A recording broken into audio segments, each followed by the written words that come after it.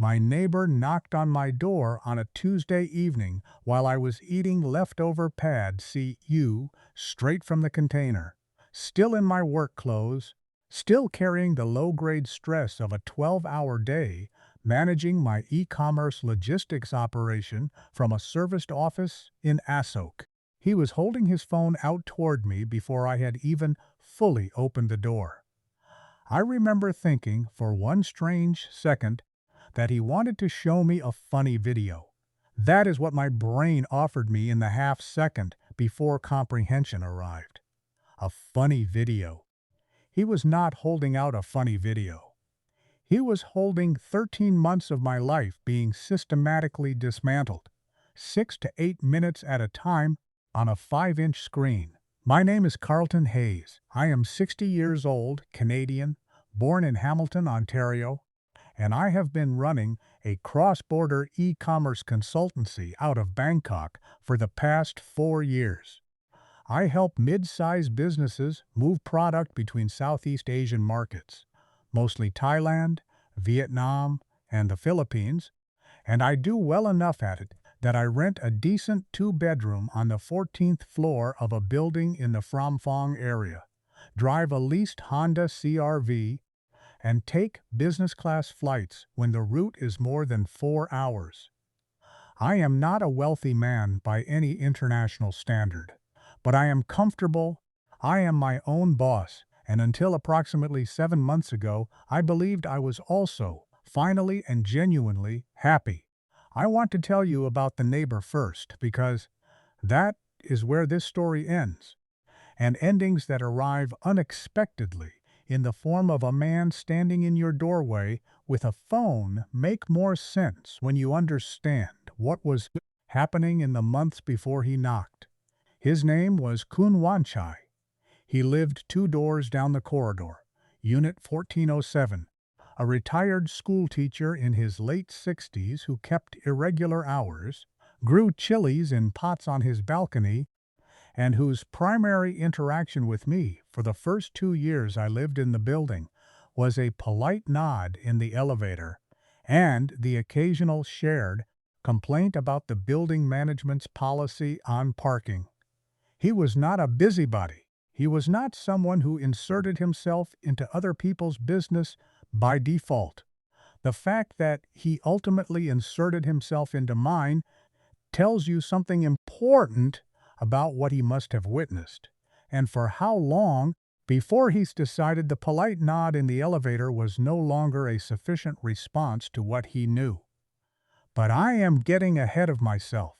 Let me tell you about Kulthida first, because without Kulthida there is no story, and without understanding who I was when I met her, the story makes no sense. I met Kulthida in the lobby of my own building on a Sunday afternoon in late October, roughly 14 months before the evening Wanchai knocked on my door. She was there visiting a friend who lived on the 9th floor, and she was standing near the mailboxes, looking at her phone with the focused expression of someone trying to remember a unit number. I offered to help, she thanked me, we exchanged a few sentences, and then she went upstairs, and I went to the 7-Eleven on the ground floor for coffee and forgot about it almost immediately. That is the honest version of the first meeting. Brief, unremarkable, forgotten within 20 minutes. The second meeting was 2 weeks later at a street market near M Quartier on a Saturday morning. She recognized me before I recognized her, which in retrospect was the first data point I should have noticed. She had paid more attention to that lobby interaction than I had, which suggests it meant more to her, which suggests she had a reason for it to mean more to her. She was selling ceramic planters at a small vendor stall, handmade pieces she sourced from artisans in Chiang Rai, and moved through an Instagram shop and a Lazada storefront. She told me all of this in the relaxed, informative way of someone who is proud of what they do and accustomed to talking about it, and I found that attractive immediately. She was 28. She had a commerce degree from Ramkhamhaeng University, and she had been running her online business for 3 years. And she told me with a laugh, exactly 37 regular customers who had purchased from her more than 5 times each. And she knew all 37 of them by name. I asked her which of the planters she would recommend for a man with no plants and no particular desire to acquire any, and she sold me a small terracotta piece with a geometric pattern that I still have on my kitchen windowsill, and she gave me her line ID without me asking for it and told me to send her a photo once I had managed to keep something alive in it for more than a week. I sent her a photo 11 days later of a succulent that was, technically, still alive. She sent back 3 laughing emojis and said to come find her at the market the following Saturday, so she could give me something more difficult to kill. I went. We talked for an hour. The following Thursday we had dinner at a small Japanese place near Thonglar. By mid-December, she was spending 3 or 4 nights a week at my apartment, and by mid-January I had cleared a drawer for her, and she had left a toothbrush in my bathroom without making any ceremony of it, which is the most comfortable kind of progression there is. I need to be honest about my own psychology here, the same way I need to be honest about who Carlton Hayes actually was when he was dating a 28-year-old Thai woman, and convincing himself it was entirely uncomplicated. I am a possessive person. I know this about myself. It has cost me 2 relationships in Canada. One of them a 7-year partnership that ended specifically because my then girlfriend told me, with a patience she had clearly been practicing for months, that she felt watched rather than loved. I do not track phones or follow people on the street. My possessiveness is not the cinematic, aggressive kind. It is quieter and arguably more corrosive. A constant low-frequency monitoring of who she was talking to, a need to know her schedule that I dressed up as genuine interest in her day, an unease about friendships with men that I managed to mostly keep internal, but which occasionally escaped in the form of questions that sounded casual and were not. I knew this about myself. I had been to therapy about it in Toronto, briefly, before the move to Bangkok. I had made real progress. Or so I believed. What the possessiveness produced in the early months with Kulthida was a relationship dynamic that was probably more intense than it should have been, more enclosed, more focused on the two of us as a unit, in a way that left limited room for her existing social world. I did not engineer this consciously. I did not sit down and plan to make her dependent on our relationship for her primary social satisfaction. But I brought enormous energy and attention and resources to our time together. Weekends in Hua Hin at a resort that cost more per night than her monthly rent for the studio she was keeping in Bang Na. Dinners I looked forward to planning, small gifts that I told myself were spontaneous but which I chose carefully and deliberately. I created a gravitational field, and I told myself it was love, and she moved toward it with every appearance of genuine desire, and I told myself that confirmed the love was mutual, and neither of us examined what was actually happening between us with the honesty the situation probably warranted. She met my business partner, a British-Australian man named Greg, who handles our Vietnam operations, at a dinner in February, 4 months into the relationship, and she was warm and funny, and Greg told me afterward, slightly drunkenly on the taxi ride home, that I had done very well for myself. I smiled and said nothing because the possessive part of me that I was trying to keep internal had noticed that she and Greg had talked for 45 minutes while I was in a separate conversation with his wife, and that she had laughed at something he said in a way that I recognized as the specific laugh she used when she was genuinely amused rather than politely so. I did not say anything to her about this.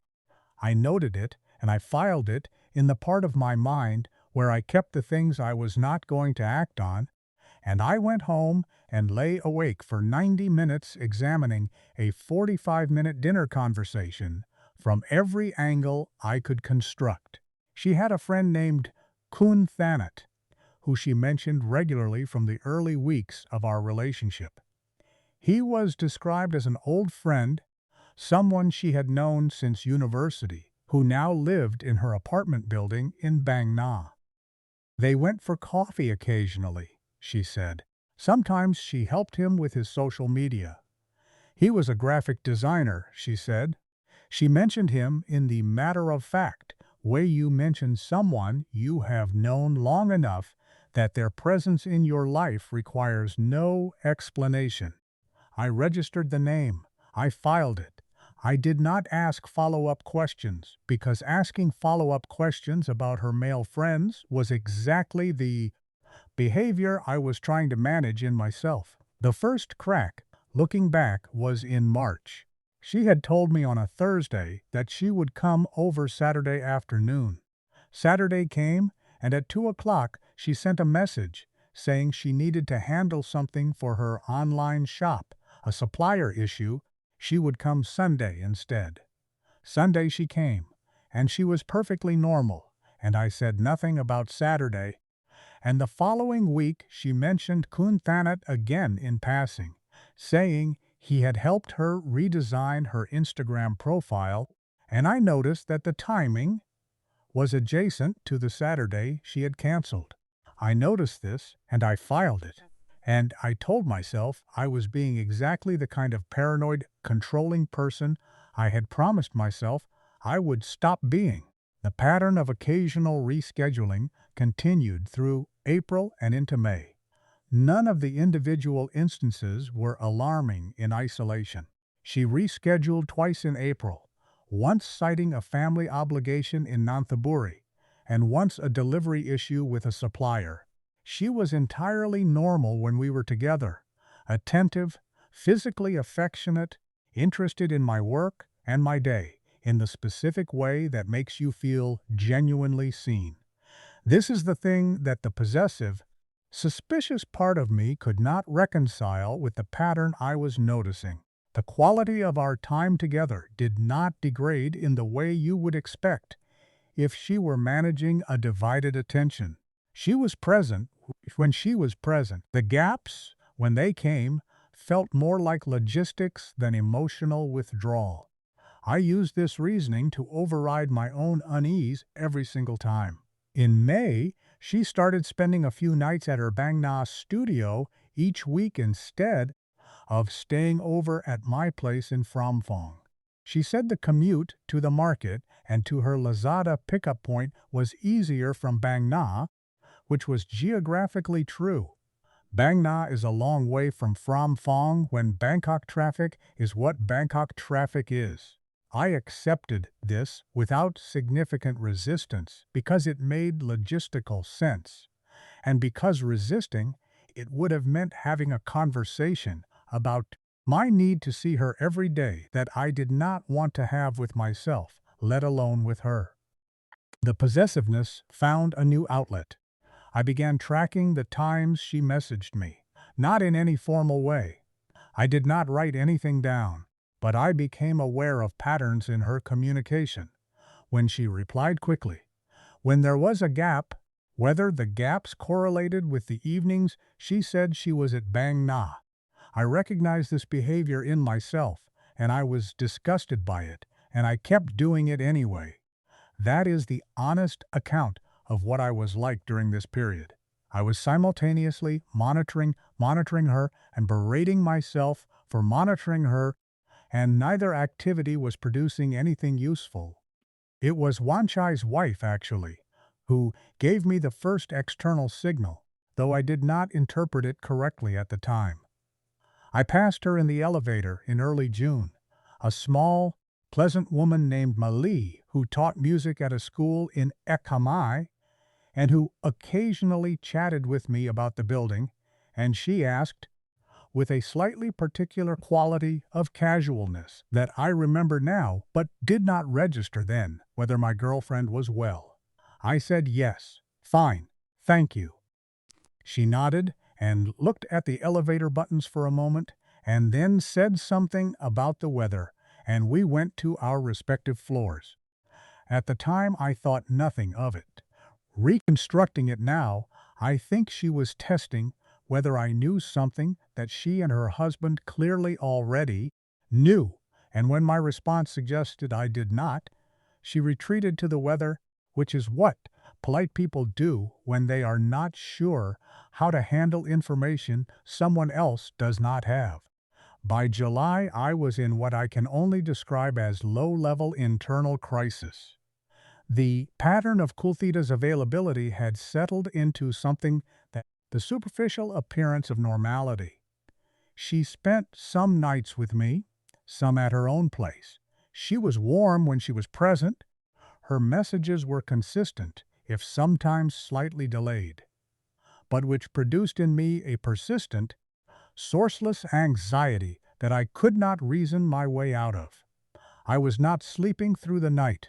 I was waking at 4 or 5 in the morning with my heart beating in a way that had no specific object, just a general wrongness that I could not locate or name. I lost 3 kilograms between June and August without trying or noticing until Greg commented on it over lunch, and I had to go home and actually look in the mirror to confirm it was true. I confronted her once, in late July, and it was a failure so complete that I am still somewhat amazed by it. We were at my apartment on a Friday evening, and I had been trying to start the conversation since she arrived, and kept not starting it because I did not know exactly what I was accusing her of, and around 9 o'clock I finally said, with considerably less composure than I had rehearsed, that I felt like something had changed, and I wanted to talk about it. She put down her wine glass, and she looked at me with an expression of careful, patient concern, and she said that she had noticed I seemed stressed lately, and she was worried about me, and she wanted me to know that whatever was going on with work, she was there. She took the conversation I was trying to have about her behavior, and she turned it, with extraordinary fluency, into a conversation about my well-being. I watched it happen, and I was impressed and unsettled in equal measure, and I said something about work being genuinely busy, which was true, and the conversation moved on to dinner plans, and I sat there for the rest of the evening feeling like I had just attempted to open a specific door and found myself somehow on the wrong side of an entirely different building. Thanet's name began appearing more frequently in her casual conversation as August progressed. He had helped her with a new Shopee listing. He had recommended a ceramic supplier in Lampang that she was going to visit the following month. He had a car and had driven her to a market event in Rangsit because the BTS did not reach there conveniently. Each mention was contextualized, logical, mundane. Each mention was delivered in the same matter-of-fact register, and each one landed in my chest with a small, precise weight that accumulated over the weeks until I was carrying something substantial that I had no formal name for. I looked him up on Instagram in mid-August. I am not proud of this. He had a public account, mostly design work and some lifestyle content, and there was nothing on it that was incriminating by any objective standard. But there were 3 photographs from the preceding 6 months in which she appeared. A group market event, a coffee shot with several people, including her, a photo from what appeared to be someone's birthday gathering, and in 2 of them she was standing beside him with a physical ease that I recognized, the ease of people who are comfortable with each other, which could mean friendship, which I told myself it meant, which I did not fully believe. I drove past her building in Bang Na on a Tuesday evening in September. I am going to say that plainly, without dressing it up as anything other than what it was. I told myself I was heading to a client dinner in Bering, and that Bang Na was not significantly out of the way, which was marginally true, and I drove slowly past her building and looked at the lobby from the street. And I saw exactly nothing of any use, because that is what you see when you drive past someone's building at 8 o'clock on a Tuesday, a lobby. I drove to the client dinner 20 minutes late and ate pad thai without tasting it, and stared at my business partner across the table and thought about what I was becoming. And then, on a Tuesday in October, Wan Chai knocked on my door. I want to be precise about those first few seconds, because they have replayed in my memory so many times that I now experience them with the hyper-detailed quality of a scene I have watched repeatedly rather than something that actually happened to me. The knock was quiet, 2 soft raps, the kind of knock that signals uncertainty about whether the knocker is doing the right thing. I opened the door in my work shirt with the takeaway container still in my hand. Wan Chai was wearing a light blue polo shirt, and his reading glasses were pushed up on his head. He said good evening in Thai and then in English, because he has always defaulted to English with me, and I have never corrected him, because my Thai is not good enough to make the correction worth either of our time. He said he hoped he was not bothering me. He said there was something he felt I should know about. He said he had been thinking about whether to come for a long time, and he had decided that if it were him, he would want to know. Then he held out his phone. The screen showed a video. It had been taken from what I later understood was his balcony, which has a partial sight line to the building entrance and the small courtyard between the lobby doors and the street. The footage was not professional quality, slightly shaky, shot on a phone through the balcony railing, but it was clear enough. The video was time-stamped. It showed the entrance to my building, the Phrom Phong building, the building where I live, on a Monday afternoon at 2:14 p.m. In the video, Kulthida walked through the entrance with a Thai man I did not recognize. They were not holding hands. They were not being visibly affectionate.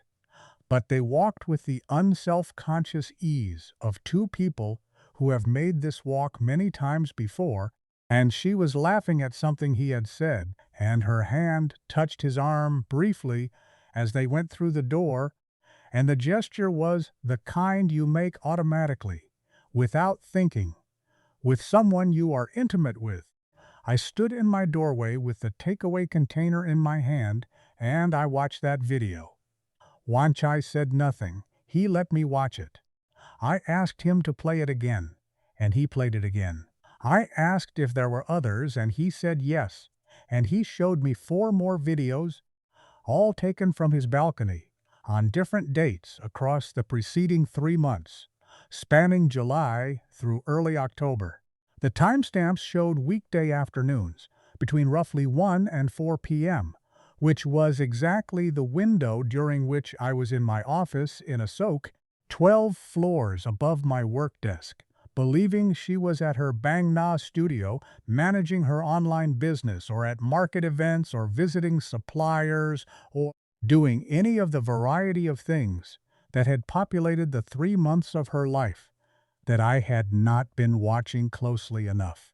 She had been bringing him here, to my building, to the building we both lived in, where I paid 14,000 baht a month for the 14th floor, where Wan Chai grew his chilies 2 doors down, where we had spent 13 months building what I had been telling myself was a relationship.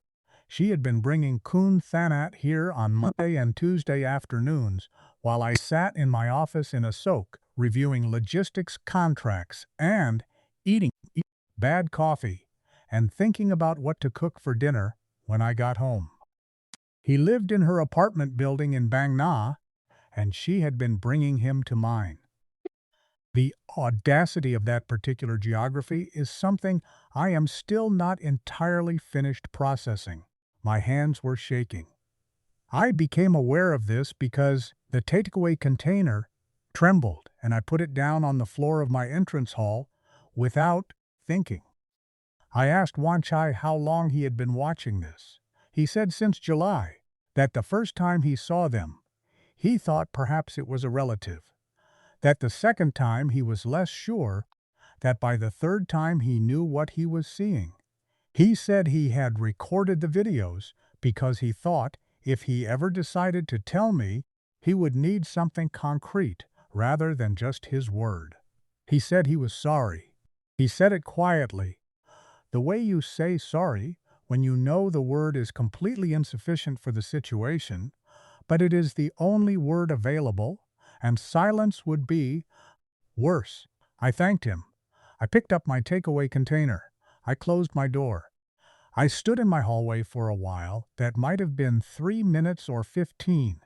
I genuinely could not tell you, and I thought about the Monday afternoon 2 weeks earlier when I had come home early, because a client call had been canceled and I had found her in my apartment wearing my oversized Raptors hoodie, ostensibly working on her laptop, looking up at me with the total full comfort of someone completely at home in their environment. She had been alone, or he had left, or she had known I was coming because my building has a lobby camera feed accessible from the residence app, and she had the app on her phone because I had given her access 8 months ago.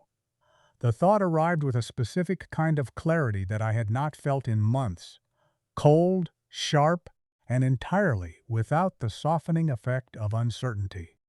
I called her. She answered on the third ring and said my name in the easy, warm way she always said it. And I said I needed her to come over tonight, and she said she was planning to stay at Bang Na, but what was up? And I said I would explain when she arrived. And the quality of the silence that followed that sentence told me that she registered something in my voice that alarmed her. She said, "Okay," and she came. She arrived at 9:30. She was wearing jeans and a white shirt, and she looked exactly as she always looked. And she came in and sat on my sofa and looked at me with an expression I could not immediately read. And I picked up Wanchai's phone, which he had left with me, and I put it in her hands and I pressed play on the first video, and I sat across from her and I watched her watch it. She watched the first video without any visible reaction that I could identify. Then she watched the second one. Halfway through the second video, she set the phone face down on the sofa cushion between us. Very slowly and deliberately, the way you set something down when you need time to think, and you are using the act of setting it down as a few extra seconds to prepare whatever you have decided to say. She said that she could explain. I said, "Please do." She said that Thanet was an old friend, and it was complicated, and she had not known how to tell me because I was.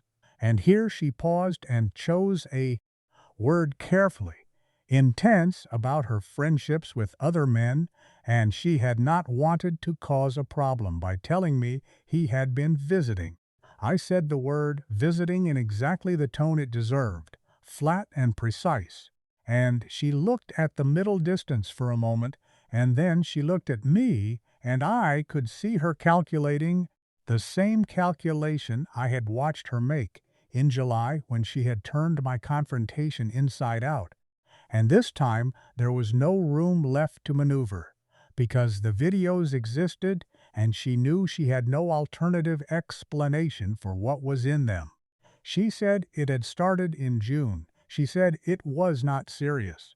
She said she had not planned it, and it had happened because she spent so much time alone in my apartment when I was working, and she had started talking to Thanet more, and one thing led to another, and She was sorry, and it was over. She had already ended it last week. She had not known how to tell me. I sat with this for a moment.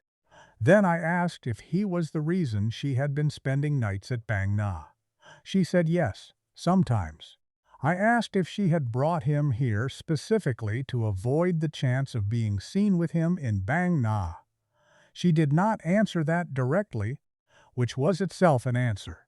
I said, and I am going to admit this because it is the most honest account of where my anger went in that moment, that what I found most remarkable about the preceding 6 months was not the fact of the affair, but the specific operational intelligence with which it had been conducted. She had brought him to my building because it was the one place nobody who knew her in Bang Na would see them. She had structured her week so that her presence or absence from either location appeared logistically motivated rather than romantically motivated. She had maintained perfect emotional consistency with me throughout. No meaningful withdrawal of warmth, no detectable guilt, no moments of visible distraction that I had been able to pinpoint as significant.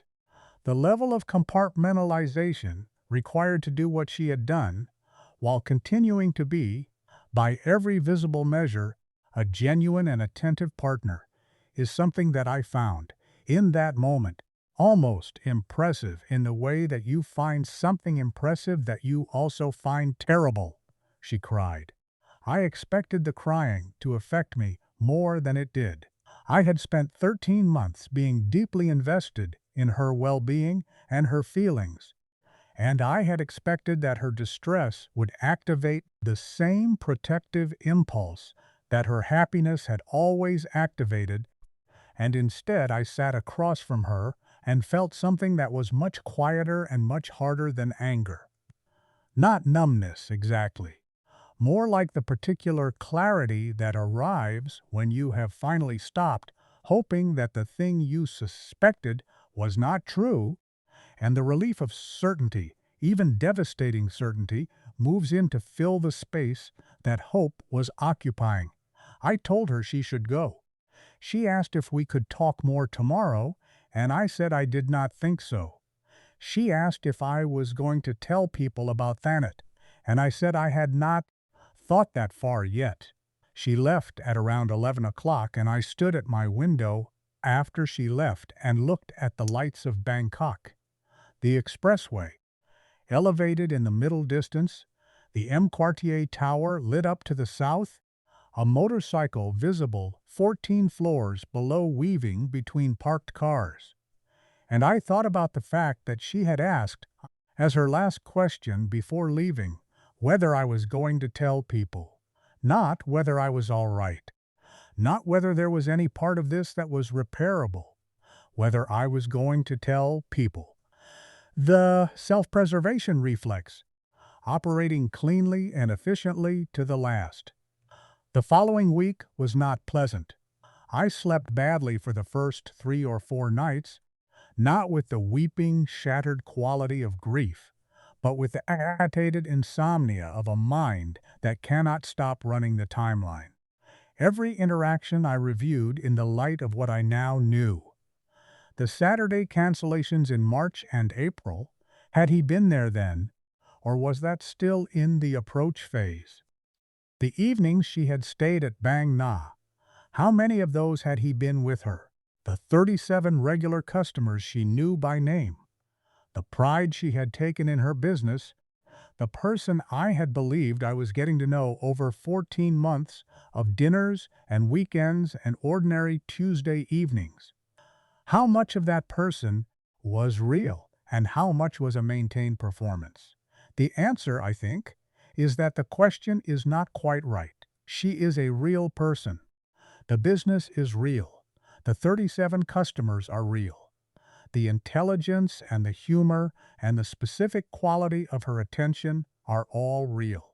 She is also someone who made a series of choices that revealed something about her character that the 13 months of pleasantness had not revealed. And those two things exist simultaneously, and that is what makes the whole thing so difficult to put down.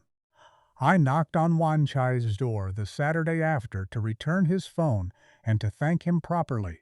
His wife Mali answered, and she looked at me with the quiet concern of a woman who has been waiting for this knock and has already prepared what she wants to say. She said she was sorry she had not said something sooner. She said Wan Chai had debated it for months and she had told him he needed to decide because it was not her decision to make for him. She said that, if it had been her, she would have wanted to know from the first video. I thanked her. I meant it. Kulthida sent 3 messages over the 10 days following that conversation. The first said she was sorry and wanted to explain properly. The second, 4 days later, said she understood if I needed space, and she respected that. The third, the following week, asked whether I had her portable hard drive, a small black WD drive she used for product photography backups. The hard drive question, arriving as the third and final communication, told me everything that the apologies had left ambiguous about her priorities. I found the hard drive in the kitchen drawer where she had left it, and I left it with the building concierge with a note with her name on it, and that was the last contact we had. Thanet, I later discovered from a brief and slightly uncomfortable conversation with a mutual acquaintance at a market event, had also ended whatever he and Kulthida had been conducting. He had apparently not known she had a boyfriend when it began, or so he claimed, and when he found out the situation was more complicated than he had understood, he withdrew. I do not know if this is true. I found it notable that Kulthida had apparently told him there was a boyfriend at some point, which means she disclosed the existence of the complication to him, the other participant, before she disclosed it to me, the primary subject. That particular detail has a certain elegance to it that I have not entirely stopped appreciating in a grim and sideways fashion. I want to say something about the possessiveness, because I think it deserves an honest examination rather than being used as either a justification for what she did or a blank excuse for my own contribution to the dynamic. The possessiveness was real.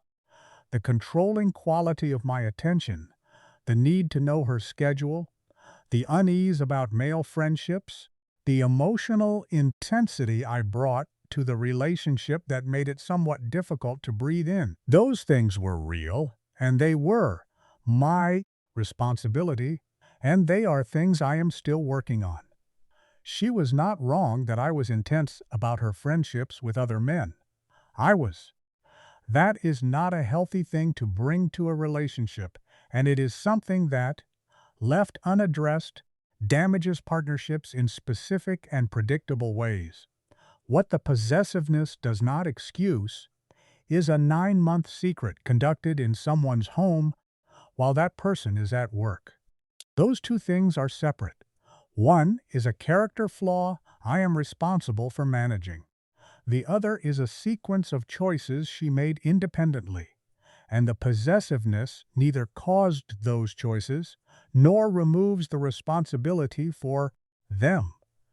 I have watched myself spend months trying to fold the two together, trying to find a version of the story in which my behavior is sufficiently implicated that her choices become a kind of logical consequence rather than a separate ethical failure. That version of the story is more comfortable because it gives me a lever of control. If I had been different, the outcome would have been different. The honest version is harder. I could have been different, and she still might have made the same choices, because the choices say something about her that exist independently of what I am like. Here is what I know now, sitting on the other side of it, that I did not know when I was inside it. The first thing I know is that the logistics of someone's explanations, matter as much as the explanations themselves. Every time Kulthida rescheduled or redirected or contextualized Thanat's presence in her life, the explanation was individually plausible. Supplier issue, family obligation, Rangsit market without BTS access. Each one made perfect sense in isolation. But the cumulative architecture of all those plausible explanations, stacked over months, produced a pattern that the individual explanations could not account for. If your partner's excuses are consistently reasonable, but the pattern they produce is consistently strange, the reasonableness of the individual excuses is not the right thing to be evaluating. The second thing I know is that the period when everything feels normal is often the most dangerous. The months during which Kulthida was most actively managing the affair were also the months during which our relationship felt the most stable and comfortable. She was not withdrawing. She was not cold. She was not giving me the classic signals of emotional distance because she was not emotionally distant. She was compartmentalized. The absence of the classic warning signs is not evidence of fidelity. It is sometimes evidence that the person doing the deceiving is good at deceiving, which is a different thing. The third thing I know is about my own possessiveness. It was both a real problem and not the cause of what happened. I have spent time with a therapist in Bangkok, a good one, a German Thai woman who works with expats and who does not let me get away with comfortable interpretations, working on the monitoring behavior and the emotional intensity, and the way I turn affection into a form of ownership without meaning to. This work is ongoing, and it is necessary, and it is separate from the work of understanding what Kulthida did, and keeping those two things separate has been the most important cognitive task of the past several months. My flaw, her choice. Same situation, different ownership. The fourth thing I know is about neighbors. I know that the people who live near you see more of your life than you think they do. Once I watched the lobby of our building for 3 months before he knocked on my door, and he saw things I never saw because I was not there to see them. He made a decision that required both moral courage and the acceptance of social risk. There is no version of that conversation that is comfortable to initiate, and he knocked anyway. I do not know what the right protocol is for the situation he found himself in. I think there is a reasonable argument that it was not his business, that what happens between tenants is not a neighbor's responsibility to manage. I also think that argument, while defensible, would have left me in the dark for as long as Kulthida found it convenient to keep me there. He knocked. I am grateful that he knocked. The fifth thing I know is this, and I want to say it directly because I think it is the most useful thing I can offer. If you are in a relationship and you have a persistent, sourceless anxiety that your rational mind keeps overruling, stop overruling it quite so automatically. The rational override serves a real function. Not every anxious thought is a signal, and acting on every anxious thought produces controlling behavior that damages relationships independent of whether the anxiety is founded. But there is a difference between the background noise of a generally anxious mind and the specific, pointed recognition that something in the pattern of a specific relationship does not add up. Learning to tell those two things apart is some of the most important work you can do. I have not mastered it. I am trying. If you are reading this and you are in a relationship where your partner's comings and goings have patterns you cannot entirely account for, you are not automatically right to be suspicious, but you are also not automatically wrong to be suspicious. Pay attention to the logistics, not just the individual explanations. Pay attention to whose name comes up repeatedly and how it is delivered. Pay attention to the way someone handles a question about their day, not what they say, but whether the answer has the natural, unrehearsed quality of truth or the slightly too complete quality of a prepared account. And if you have neighbors who grow chilies on their balconies and avoid making eye contact in the elevator, and whose wives ask slightly careful questions about whether your girlfriend is well, consider that they might know something worth knowing. I am still in Bangkok. I moved my office from Asoke to a co-working space near Ekamai, partly for business reasons, and partly because Asoke had accumulated a specific emotional weather that I wanted to change from. The business is doing well. I have lunch with Greg once a week, and we talk about work and occasionally about the Carlton Hayes situation, which is what he calls it, and I find that I can discuss the Carlton Hayes situation with something approaching equanimity, which is progress. I have not started dating again. I may, eventually. I have some requirements that I did not have before, none of which involve tracking phones or monitoring schedules, and all of which involve a greater willingness to say directly what I am observing rather than filing it in the cabinet of things I am not going to act on. The small terracotta planter with the geometric pattern is still on my kitchen windowsill. The succulent in it has been replaced twice since she sold it to me at the M. Quartier market on a Saturday morning that feels, now, like it happened to someone slightly different from the person typing this. The third succulent is doing fine. Resilient things, succulents. You can neglect them, pay them insufficient attention, leave them in complicated situations for extended periods, and they keep doing what they do. There is something in that, though I am not quite sure what. She was seeing him in my apartment while I sat at my desk in Asoke 10 kilometers away and believed I was in a committed relationship. Maybe she told herself it was not serious. Maybe she told herself she had it managed. She did not have it managed. The man 2 doors down had a balcony and a phone and a conscience, and eventually he knocked on my door. And that, in the end, is the one thing I could not have controlled, planned for, or overridden with possessiveness or patience or any of the other tools I brought to that 13-month relationship. It came from outside the system entirely. Sometimes the truth arrives because a retired schoolteacher in a blue polo shirt decides, after 3 months of watching and deliberating, that it is time to knock. I did not deserve the truth delivered to me by a better man than I was to myself.